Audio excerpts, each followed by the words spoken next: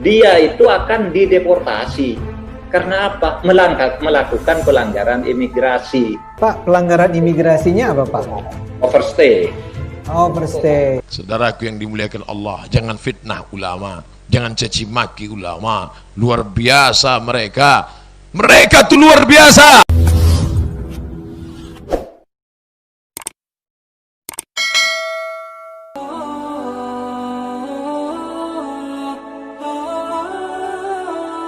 Umat diangkat jadi menteri agama.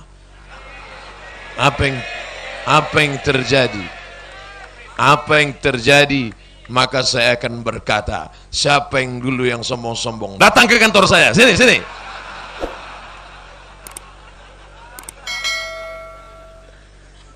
Sungguh tak layak menyebut nama mereka, karena akhlak mereka yang luar biasa.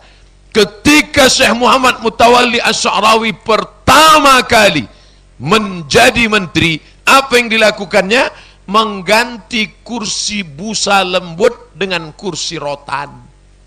Heran semua orang. Biasanya orang kursi rotan diganti kursi lembut. Kenapa kursi itu diganti, Syekh? Aku tak biasa duduk di kursi yang lembut, aku terbiasa duduk di kursi rotan. Muncul fitnah, Sya'rawi mau jadi menteri karena gaji menteri yang luar biasa. Akhirnya Syekh Muhammad Mutawalli Sya'rawi menunjukkan slip gaji. Ini gajiku ketika menjadi guru besar di Makkah, ini gajiku ketika jadi menteri. Mana lebih besar? Mereka semuanya tercengang, ternganga. Ternyata gaji itu 10 kali lipat ketika menjadi guru besar. Dia ingin mengambil itu karena ingin menyelamatkan umat. Jadi jangan sampai suuzon. Ini juga salah satu dalil, mana tahu saya nanti jadi pejabat. Jadi nanti jangan fitnah muncul. Kalau ada fitnah-fitnah, ingat ceramah ini. Ustadz Somad bukan ingin mengejar gaji, tapi untuk kemaslahatan umat. Saudaraku yang dimuliakan Allah, jangan fitnah ulama, jangan caci maki ulama. Luar biasa mereka. Mereka tuh luar biasa. Kalau Ustadz Somad biasa di luar. Lalu kemudian bagaimana kehebatan mereka? Ulama-ulama itu tak pernah suaranya keras dan kasar. Suatu ketika murid-murid, karena guru tidak ada, biasalah murid-murid yang agak sedikit nakal memainkan roti. Roti habis dimakan, sisanya sedikit, lempar dikit. Biasa main-main roti. Tiba-tiba Habib Umar bin Hafiz melihat santri main roti. Apakah Habib berkata, hei penghuni neraka Jahannam, hei jangan main-main. Habib Umar bin Hafiz mengambil roti itu satu persatu, lalu kemudian dimakannya roti itu. Dengan tenang dimakannya roti itu. Orang yang berjumpa dengan Nabi Muhammad SAW itu, yang mengalir darah Nabi dalamnya. Imam Syafi'i berjalan di atas muka bumi. Orang yang mulia itu mengambil roti yang sudah dimainkan murid, dikunyahnya, meleleh air mata murid. Dia tidak dengan kata-kata kasar. Ketika ada orang mencaci makinya, keluar sumpah serapah kepadanya, apakah dia balas? Tidak. Ketika ditanya, Imam, Habib, mengapa tidak engkau balas dengan kata-kata kasar? Tidak layak kata-kata itu keluar dari mulut kita, tidak layak keluar dari lidah kita. Oh, jadi Ustadz Somad tidak membalas caci maki di internet itu karena Ustadz mengikut Habib Umar? Bukan. Kenapa Ustadz tidak balas? Passwordnya saya tak tahu. Saya belum selevel dengan sendalnya Habib Umar bin Hafiz. Jauh di bawah. Dengan murid-muridnya saja pun tidak setara, apalagi dengan guru yang agung dan mulia. Kita hanya baru bisa semajlis dengan mereka. Itu pun ketika berada di depan mereka, mulut terkunci tak keluar kata-kata. Kapan itu? Bulan 10 yang lalu di Masjid Istiqlal.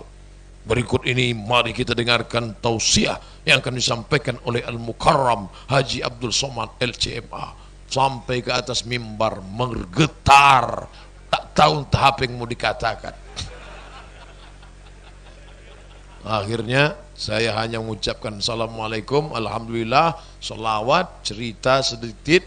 Saya pun turun, di komen oleh sahabat-sahabat, betapa tawaduknya Ustaz Somad, tidak mau dia ceramah di depan Habib. Dalam hati saya, bukan tawaduk mas bro,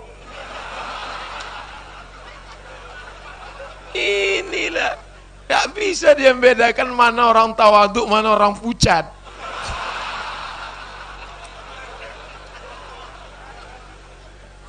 Para ulama itu menatap wajahnya saja kita tidak sanggup.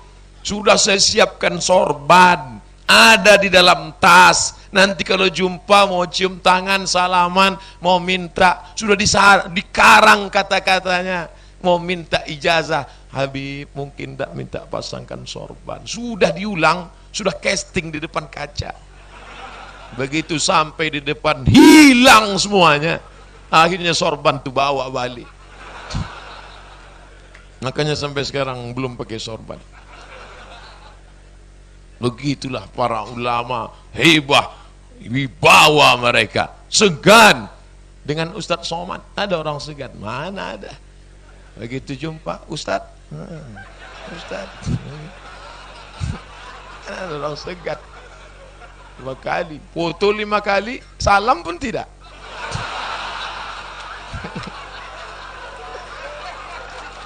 Biasa.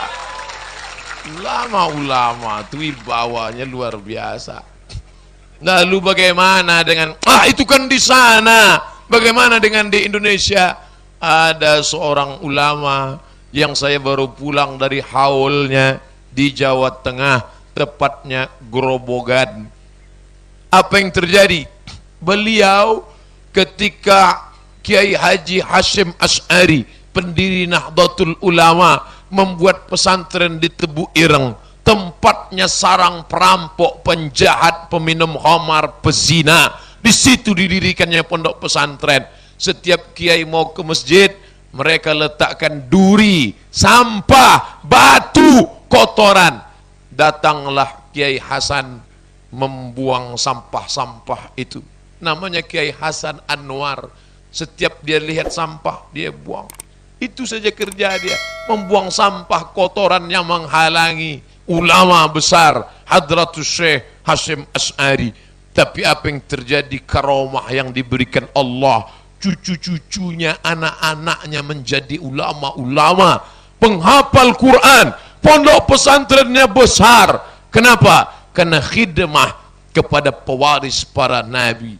Seorang ulama besar bernama Syekh Abdul Rauf As-Singkili. Singkili di ujung nama menunjukkan tempat. Singkili artinya singkil, Aceh. Saya insya Allah akan berceramah ke Singkil, Aceh. Belum lagi, saya kasih tahu aja dari sekarang. Kalau ada orang menyebut ujung namanya Al-Hadrami, berarti dari Hadramaut. Al-Yamani, berarti dari Yaman. Al-Misri, berarti dari Mesir. Al-Banjari, dari Banjar. Tapi ini As-Singkili, dari Singkil. Ulama besar Syekh Abdul Rauf As-Singkili yang menerjemahkan Al-Quran ke bahasa Melayu. Nama kitabnya Terjuman Al-Mustafid. Inilah dia orangnya, Syekh Abdul Rauf As-Singkili. Datang muridnya belajar ke Singkil, Aceh. Tiba-tiba ini ulama makan sirih, tepak sirih, jatuh ke tempat kotoran. Yang menulis buku ini Hawas Abdullah dari Kalimantan Barat. Buku itu saya baca ketika saya SMP. Jatuh tepak sirih itu ke dalam tempat WC yang kotor dan bau. Murid-murid yang lain begitu nampak jatuh, cabut semuanya. Tapi si Pono murid ini tidak. Dia masuk ke dalam, dia ambil, dia bersihkan.